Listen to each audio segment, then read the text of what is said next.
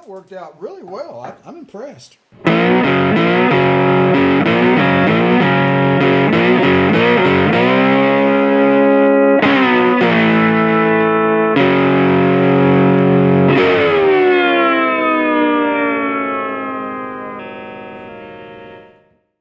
Hey, welcome back to the garage, everyone. All right, we're going to continue on in our passenger door refurbishment process here. Up next, we're going to do the door check. I'm going to pull this guy out of here and, well, check the check, really. The door is, it's a bit too stiff, in my opinion, so maybe it just needs some lubrication. It might need to be replaced. This is kind of hard to film right here, so I'm just not going to do it.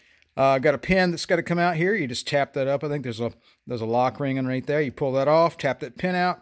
You have two 10mm bolts, one here and one here. Take those two out, take this guy out. Take your arm, reach it up around that way, and grab the door check and just pull it on out of there. So stand by, give me a couple minutes, and we're going to get this thing out of here and expose the mystery. All right, so here we have the check strap over here at the bench vise. There's just a smidgen of lubrication in there. And you can see where it's been riding inside there. So I don't know the status of the of those ball bearings. Would you call them ball bearings? I'm assuming they're spring-loaded ball bearings. Although I really have no idea because I've never taken one of these apart before. So instead of guessing, let's go ahead and do that. I'm going to set this up in the vise and break out the one of my favorite tools, the hammer. And we're going to see if we can't slide that out of there. Looks like we've got a stop on this end. I'm not sure if we may have to bend that down. Have I ever done this before? No. Have you? Maybe. But don't tell me how it comes out in the end. I want to find out for myself. All right, I think I'm going to just hang it in there by these two flanges here.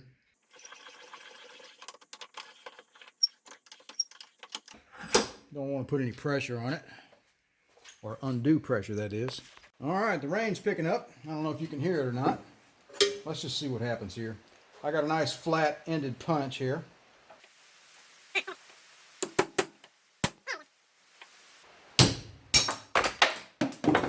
Worked out really well. I'm impressed. Okay, time to do some damage control. Let me find all the parts. All right, by some blind stroke of just stupid luck, I was able to find this other ball bearing. Of course, it's shot underneath a toolbox several feet away. This door check is full of it's just dried up grease. I mean, it's just nasty, man. The spring is very stiff and does not have rust, so it looks good. The ball bearings look good.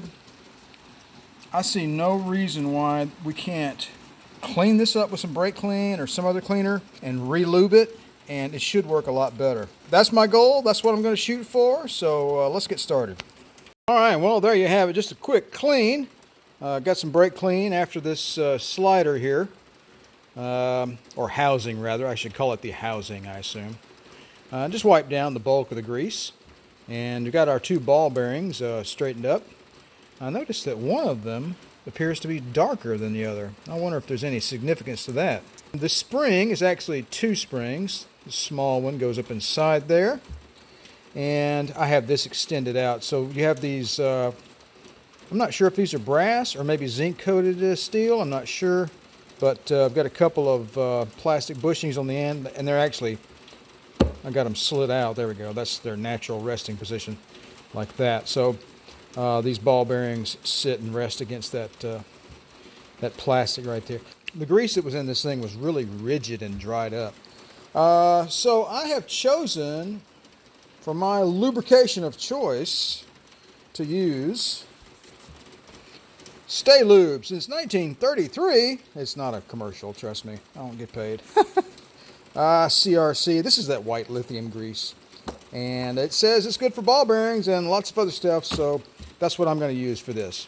I'm going to fill this spring with grease, insert it in here, get the ball bearings situated, get grease all along in here, and then we'll take this and reinsert it, and then we'll put it back in the car and see how it works.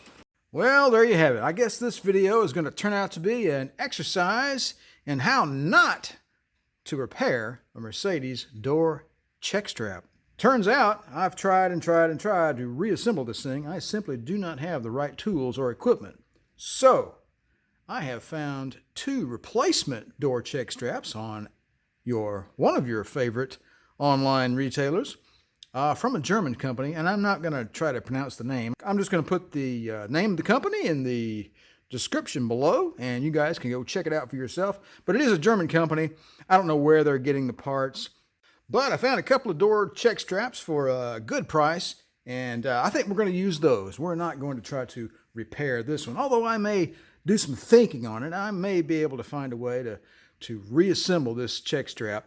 And I'm not going to throw this stuff away. I'm going to keep it. I may find a way to reassemble it. But for now, I'm going to try to make my life a little bit easier. And I'm just going to put new ones in the car. The spring in these things is extremely stiff.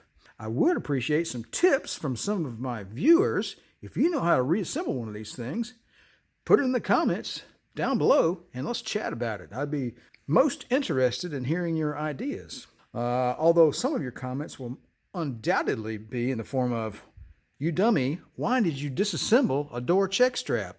All right, folks, so that's all for now. They're going to keep this video nice and short for you today. I appreciate you guys stopping by my channel. Don't forget to like, share, and subscribe. And if you'd like to be notified whenever I release a new video, don't forget to click that little bell down below. You guys take it easy and enjoy driving your classic Mercedes.